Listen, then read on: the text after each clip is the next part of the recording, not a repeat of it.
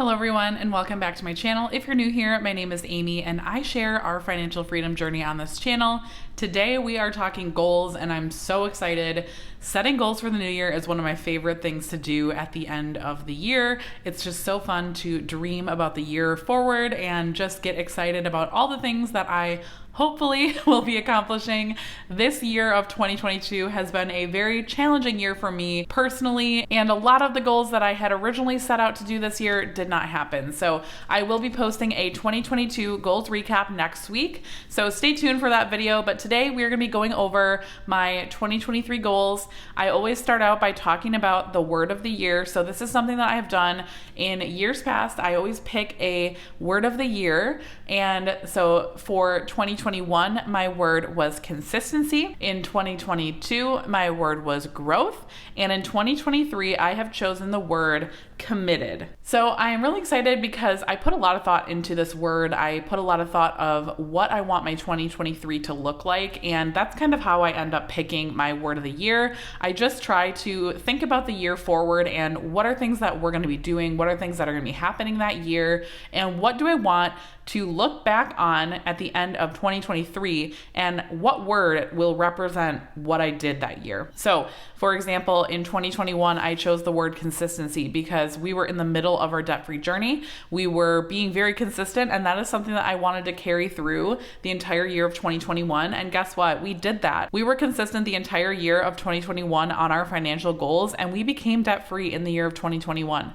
It is a really powerful tool, in my opinion, to assign a word for your year and just reference back to that at all pivotal points in the year. So my 2022 word, like I said, was growth, and boy, did we grow this year mentally, physically, emotionally, just growth in every facet of my life. I feel like we grew our family. We had a baby in January. We moved to a different house. We grew our community. We just, in every way, I feel like I have grown this year. And I feel like that was a perfect representation of the year. So when I was thinking about 2023, what do I want my 2023 to look like? I want to be committed to my goals because, like I said in the beginning of this video, that was something that I really struggled with in 2022 was my personal goals.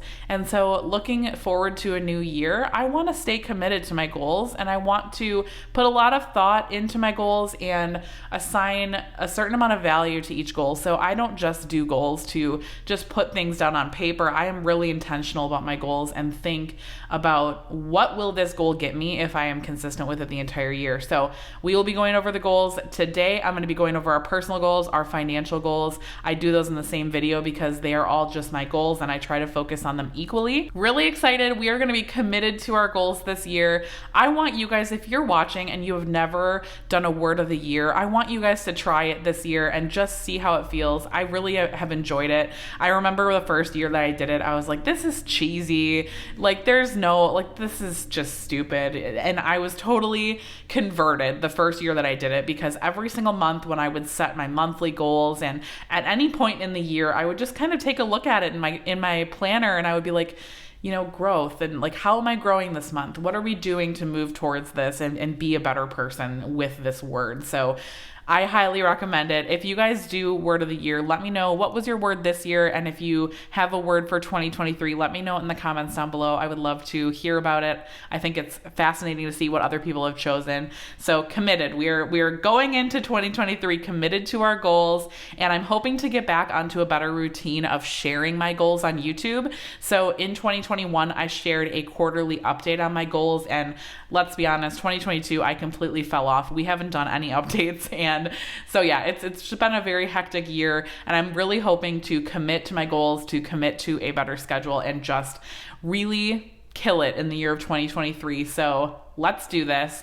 We're going to start with our personal goals. So this year I tried to keep it down to like a minimum of goals. I can tend to get a little bit overachiever when I set my goals. So I tried to be really realistic of things that I truly feel like I can accomplish and set myself up for success in the year of 2023. So my first goal, and this has been A goal that I've had on my goals list for quite a while. It's been a goal that I've had every single year since I started in some capacity, and the capacity has changed over the years depending on the year, but my first goal is to read 12 books. So I think my goal for this year was 15, if I'm not mistaken, or maybe it was 12. I'll have to go back and look at that. But my goal for 2023 is to read 12 books. That's one book a month. I feel like that's very reasonable. And I'm a very fast reader, so it does not take me long to read a book. So I feel like that's a really manageable goal for me. I'm hoping that I can blow this out of the water. I'm hoping that most of these goals I can like crush them and do better. I want to find a balance between being an overachiever and also being realistic, because I feel like my goals for 2022 borderlined on a little bit too much of an overachiever. So you'll see that when we do our goals recap for 2022. But 12 books, I feel like that is a really good goal for me. Then next is another goal that I have pretty much every single year, and that is a good workout routine. And I am going to assign this a value because I feel like it's so much easier to evaluate goals when you do have a value. So at least 10 workouts a month. So this has, if you guys have followed me for a while, and if you guys have followed my goal videos previously, this has been something that's always on my list. I always try to have a decent workout routine. It's been something that I've been working on, my workout routine and just being healthier in general for many years. And I feel like this will be a goal on my list in perpetuity, but it's something that's important to me, and I do try to move my body intentionally. And I feel like it's more important for me this year to get into a good workout routine than necessarily to focus on the number. But I do want to assign it a number still, because I feel like it's much more valuable to me to have something that I can fall back on, like just make it easy for me to know exactly how many workouts I ideally want to do in a month, and that is at least 10. So that'll be 120 workouts over the year. I feel like that's a great number. I want to just be healthier and move my body intentionally, so I think this is a great goal for me. And a goal that goes hand in hand with that is actually a very specific goal, and it's just one that I thought would be kind of fun. So if you guys have a Peloton or have the Peloton app or use it, they have a reoccurring challenge every single year, and it's to get a certain number of thousands of minutes every single year. And I think the most I've ever gotten in a year since I've had my Peloton is 2,000, and I really want to get to 5,000. Now that seems like a big jump, but I feel like if I am going to be consistent with working out 10 workouts a month, I feel like this is achievable for me. And I do love my Peloton, and I really want to get back into a good routine on it. Again, coming back to this second one here, I want to get back into a good routine, and I want to just get in like the best physical shape that I have been in many years. I was in, I feel like, really good shape back in like 2019 before I got pregnant with my daughter. And then I had 2 kids very close in age. And yes, it's been a struggle for me physically since then. I feel like I never really like gave myself the opportunity to physically recover completely after having my daughter, and then got pregnant with my son. So I feel like it is just, this is the year 2023 that I'm really going to try to focus on myself and getting myself in a really good spot. So another goal that I have personally is to create an estate plan / will. So this is actually something that I did have on my list for 2022 and clearly did not accomplish because it's on my list again. But this was somewhat of an intentional miss for me in 2022. I had actually talked to my husband about it earlier in the year of 2022, and we had kind of decided to put this on hold temporarily because we didn't realize that we probably wanted to hire an attorney to do this.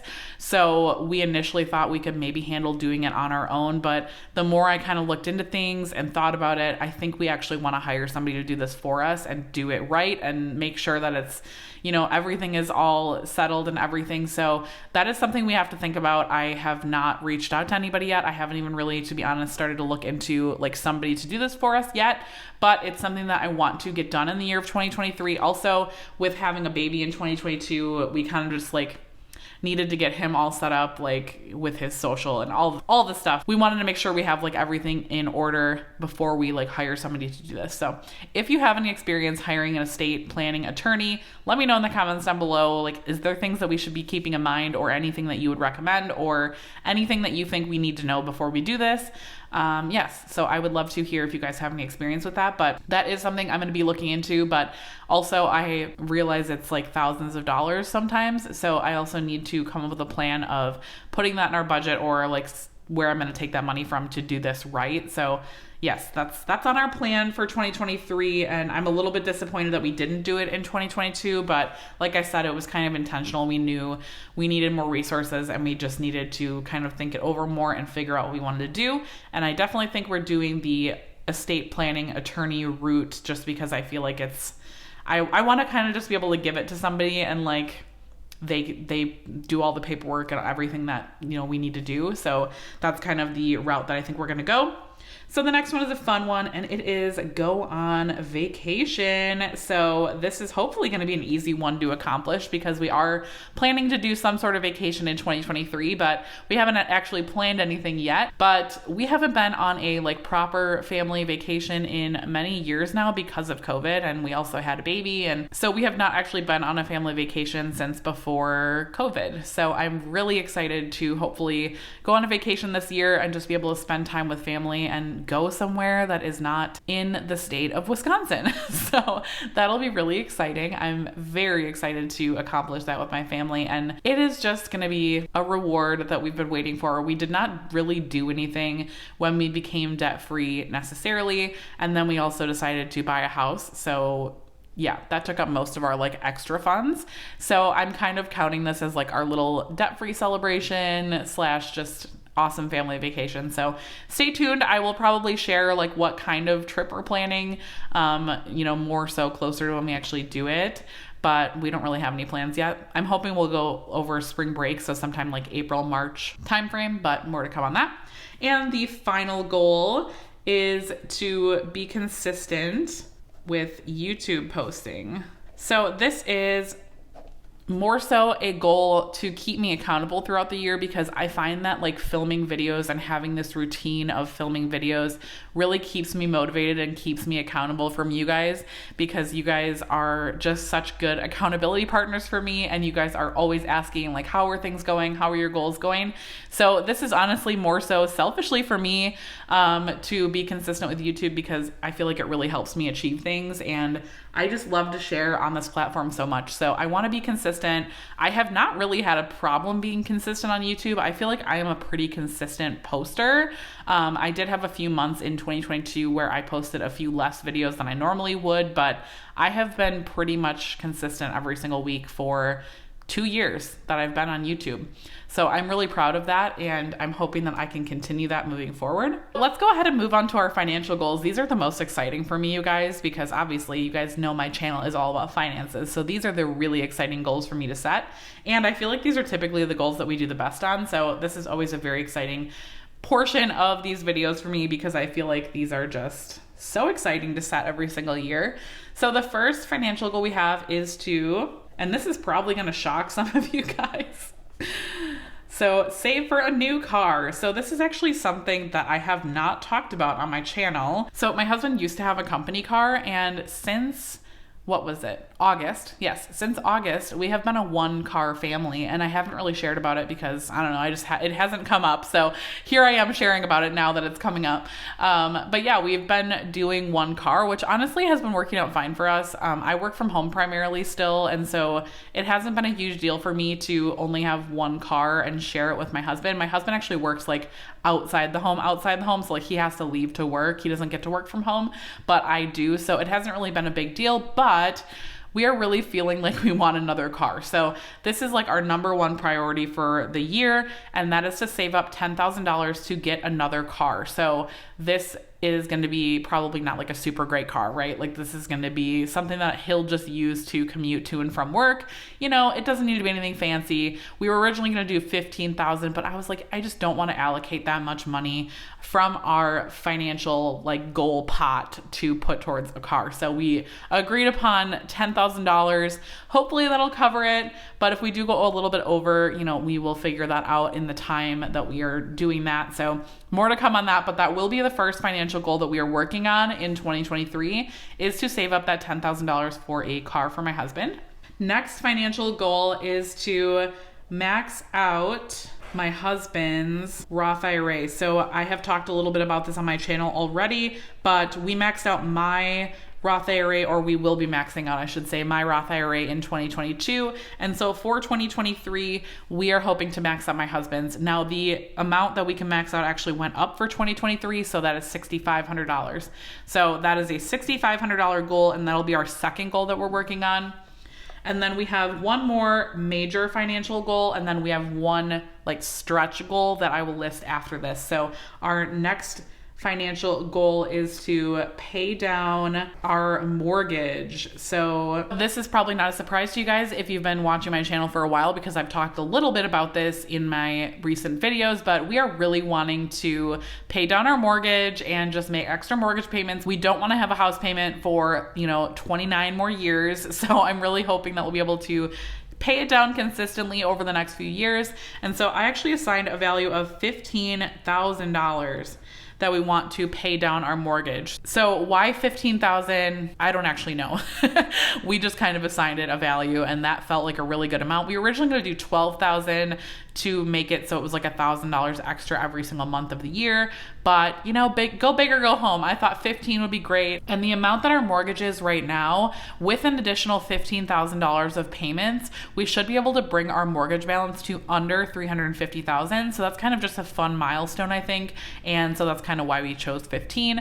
But yeah, kind of an arbitrary number, but I thought it would be a fun amount to shoot for. So that will be the goal that we will work on third this year. And then our stretch financial goal. So if we achieve all three of those goals, and we need another goal to work on, that will be to max out my Roth IRA for 2023. So this is kind of just a bonus goal. Like if we can achieve all four of these, that would be an incredible year. I would be beyond thrilled with that. That would be awesome.